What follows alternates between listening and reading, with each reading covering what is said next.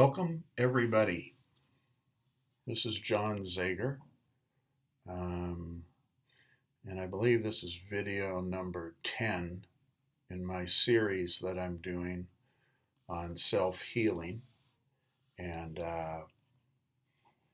excited to be back again this time to give you some more information and update you on my status. So, we're going to get through this video and hopefully it'll be informative and helpful for you. So, um, if you've been following the series, what I'm doing is trying to utilize a lot of the different techniques and tools that are on the internet by other medical people. I'm not a doctor. I'm a clinician, 38 years clinical psychology, 5 years research in self healing, neuroscience. But there's a lot of really prominent, very famous, very good people out there that have stuff on the internet.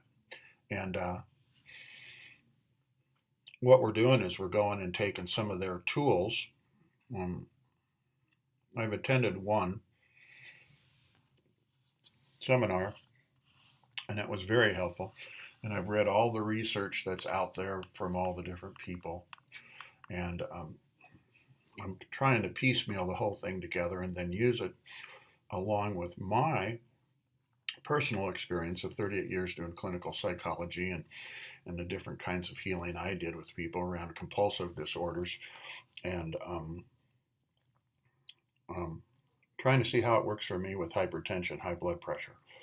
And where we started out was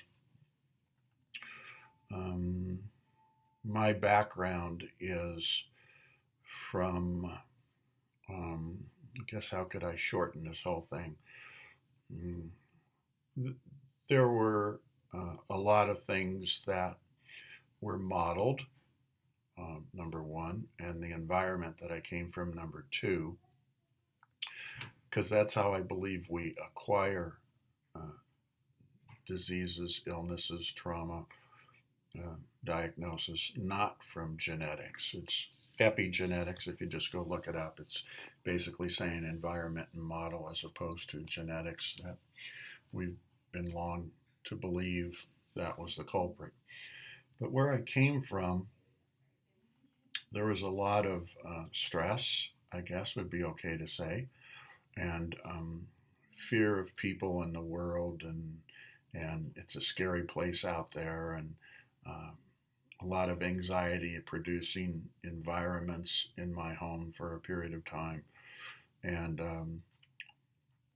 it kind of continued on as I went into adolescence and high school and college and adulthood and everything. So it's been following me.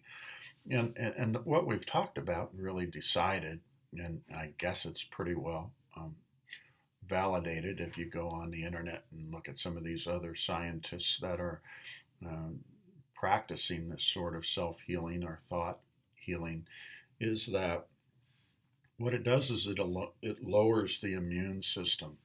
You know, you're firing off stress hormones, you know, cortisone, adrenaline, and that sort of thing. And in turn, causes high blood pressure, causes your veins, arteries, as near as I understand, to constrict. And of course, that causes high blood pressure. Um, so, in addition to that, it also lowers the immune system. And once the immune system is lowered, then it's just a matter of time before a disease will find you.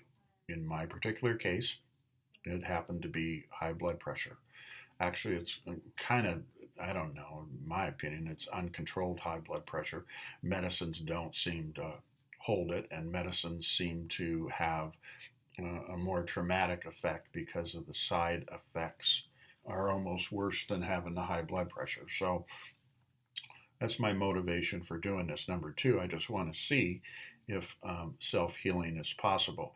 When you go on the internet, and if you go to these other sites where these professional doctors are, you know, doing their courses, seminars, workshops, lectures, whatever, there's people being cured left and right on their own through the techniques and following the program that these different people prescribe to. And it's beautiful to watch, and I support and encourage all of those people to continue on down the paths that they're going. Um, they're curing cancers. They're curing everything that you got a week to live, a month to live. Um, Diseases that are rarely seen, that are untreatable. They're curing that kind of stuff. It's phenomenal. So um, my interest is clearly just the high blood pressure, hypertension, which it's not merely, because I guess you can actually die from that, and I'm not really wanting to do that. That doesn't sound like the direction I want to go. So what I've been doing is working their program. In the second half of these videos that I do one about every 5, 6 days. I give you a progress report. So the other thing in the first part of this one anyway is that we're seeing um, people that have a strong religious belief. If you go on the internet and research that kind of stuff, you'll find all kinds of cases where people are miraculously being cured of uh, terminal illnesses of this, that, and the other kind. We've also seen where people, last week we talked about the lady who had bladder cancer, and she went over to China because it was untreatable in the US. And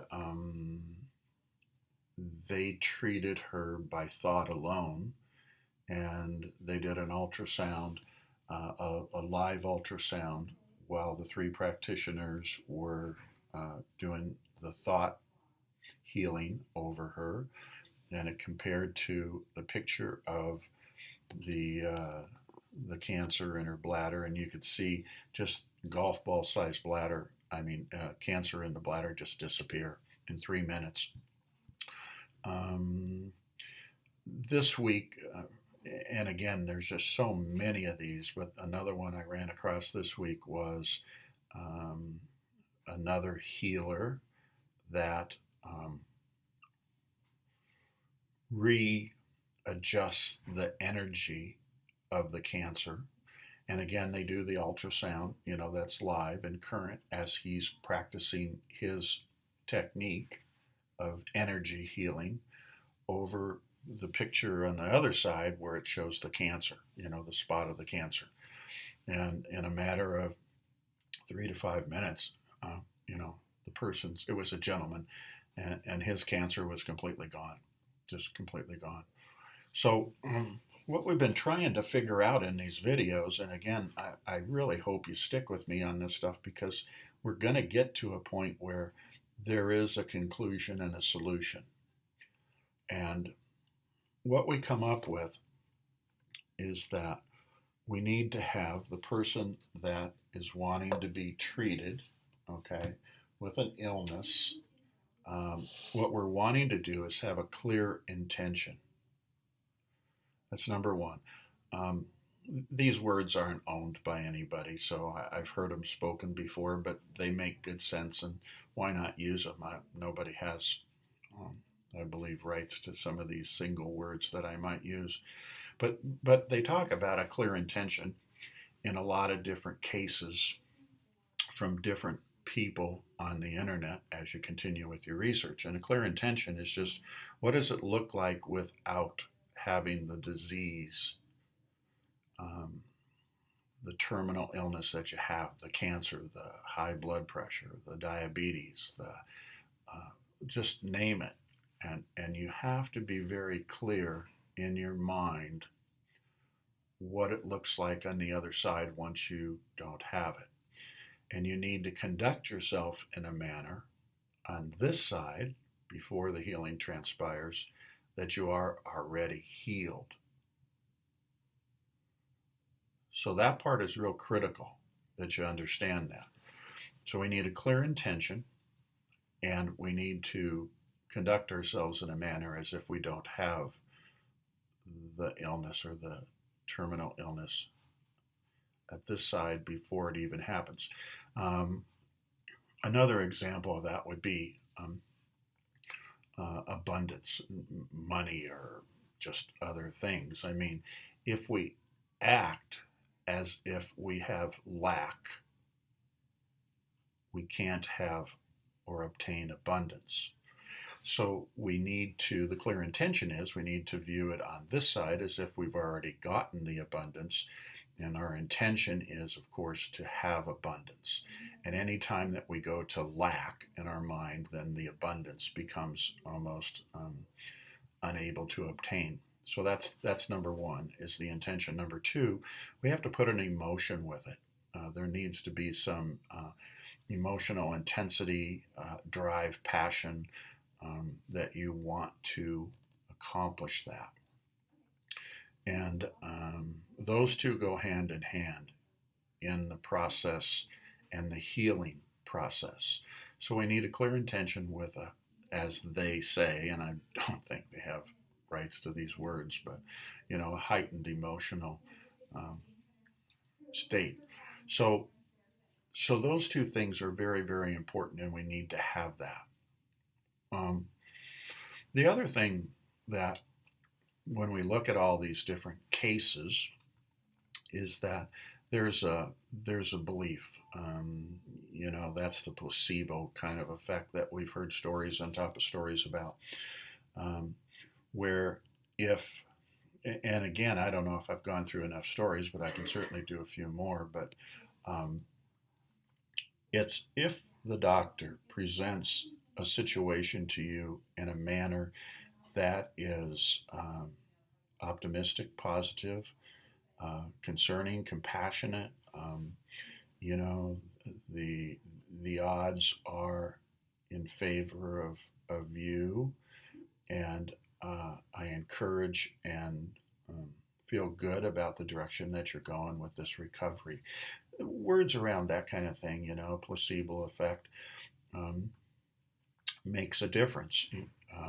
People are given sugar pills and they believe what's the words? They accept, believe, and surrender beyond the shadow of a doubt that it's going to help. And miraculously, as they say, they are cured. Um, they didn't get anything other than a sugar pill. The opposite is true in nocebo, where there's cases where the doctor says you have 30 days left and go home and get your affairs in order, you're going to die. Well, not a very good doctor, huh? And the people go home, and there are cases where they die in 30 days because they accept, believe, and surrender that the doctor is absolutely correct. They go back and check, and the person never even had a disease or a terminal illness. So, the third element, again, that we keep talking about is placebo effect, or we need to have a belief system of accept, believe, and surrender that beyond the shadow of a doubt, this is happening. This is happening, and I believe it, and I have a deep passion that this is all going to be for my betterment. Okay, so that's number three in the tools that I'm trying to put together, tools of various people and myself, what I did in the past with people, and trying to find a program that seems to be working that would be unique to myself and what I'm doing. Where I'm at is that I'm a clinician, or I've done psychology for so many years that um, I'm more concerned with the emotional healing. In this particular case, we have physical with my hypertension, but I'm also trying to rid myself of the fears, the anxiety, the depression, and the irrational thinking that is the emotional side of from where I came from. And in turn, if I do that, then I'm shutting down the stress hormones. And if I shut the stress hormones down, then disease can't come and find me, and then I'm cured. I can self heal. So that's the angle that I'm taking, a little bit different than some of the other people that are out there.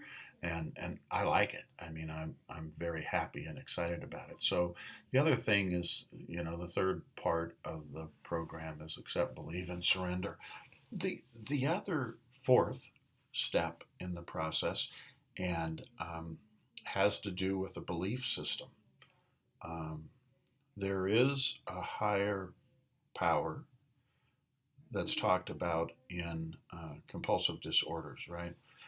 That's how they do their recovery. And I don't know, I guess it works for some and not for others. But there's a divine intelligence, there's an intelligence, there's a creator, there's a God, there's something inside of each and every one of us that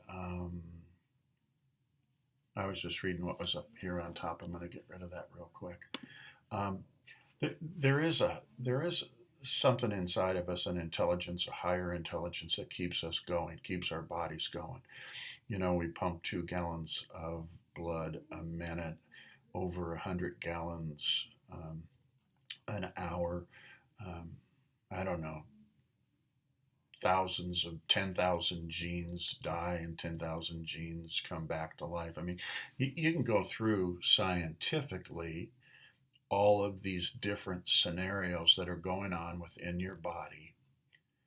And it gets, as a layman, again, I am not a doctor, I make no claims to that, but as you start looking at it, it looks very cumbersome. And it's near impossible to believe that myself could maintain my life with all of the different intricacies that are going on with cells dying, cells growing, blood pumping, autonomic nervous system, parasympathetic, sympathetic. I mean, there's a lot of stuff here. And I believe that the Creator allows me to continue from moment to moment. And at any given time, when that that decision is changed, it's over. So we need to have a belief system that there is a greater intelligence in us that's keeping us going. And it created us, so therefore we need to communicate with it. And that's nothing new. That's been a conversation among therapists for many, many, many years. It's not unique to what's current today, but um, you need to have a communication with that. They they built you. It built you. The Creator made you. Therefore, we need to surrender and give up what we cannot do. And that's the fourth part, the relationship you have with your Creator and the conversation that you have and the willingness to surrender all the things that you um, can't do for yourself. You just say, I have to turn this stuff over. It's too much for me. And I trust that you will uh, repair the damage that is going on in my system in a manner that is satisfactory for you and for myself. That's the fourth part. And and the way this stuff seems to work is that there are people that do not do meditation, that are just people on the street, possibly uneducated, but have a huge belief system. And they actually use those four components, and they don't really know it, but they do. Um, there's another class of people that go and get educated at workshop seminars, and they take these four steps and they methodically use them in their meditations. And the meditation process seems to be a really good avenue to go through to utilize these four steps. And it's not a matter that this stuff you're going to cure yourself automatically. I believe there's a fifth step that has to do with your personality. And your personality is kind of like, are you a person that will succeed? You have a drive, you have a vision, you have a goal, you have a dream, You have a destiny, and beyond the shadow of a doubt, that's the way that you conduct yourself in your life. You're fairly happy, you're fairly comfortable. When things go bad, and you get through them. Or do you have a personality that is maybe a bit more stubborn with trying to get through difficult times in your life? And do you resist and somehow fight those sorts of conversations in your head and things that occur when really they might just be things that occur? Um, so, personality makes a huge difference. The other part, I guess, I just want to get into, I'm running a little bit late today, um, but just the whole concept of personality and what has your attitude been most of your life regarding getting through tough and difficult times, and do you get through them in a manner that they happen? Do you, in fact, through your personality, do you um, bring on an attitude that it's not going to happen? Do you bring on an attitude that misfortune will find you? Do you bring on an attitude that you get in an accident, you break a bone, you get in a car crash, you get fired, you have a, a difficult relationship with somebody? Do you bring that stuff on? And that's huge. We really need to talk about that. It's my belief that people don't get broken arms just because they broke their arm and fell out of a tree. Somehow that whole thing was staged in a situation in your head that you fell out of the tree and broke your arm. And and people don't have misfortunes because uh, misfortunes just happen. I believe we create misfortune. I know that's a tough one to swallow, but we're going to have to discuss that one in more detail. So I guess I'm already at 22 minutes. I need to keep these things fairly short. I'm sort of learning on how to do this video stuff. Uh, so um, that's the information for today. Next video, we're going to talk about, do we bring on? And of course we bring on, think about that between now and the next 4 or 5 days. Of course we bring on stuff, you know, misfortune and tragedy and broken bones and all that kind of stuff. We bring that on. If we can bring it on, we can also stop it and eliminate it. So think about that for a while.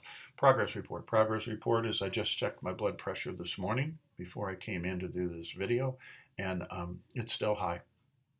Hasn't gone down. Been a couple times it went down, came back up, went down, came back up. It's up. Um, I'm religiously doing my meditations.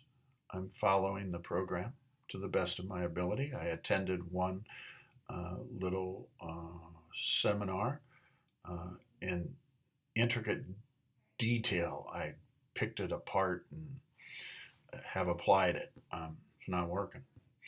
It's not saying it won't work. It's probably saying I'm not working, so I'm lacking somewhere, and I'm not sure quite where that is, and I'm going to keep working on it. Don't give up on me. Um, if you guys send your prayers and intentions to me through the energy field, your thoughts are the electronics, so to speak, that go out into the universe, the electrical field, and your feelings and emotions attract back the occurrence.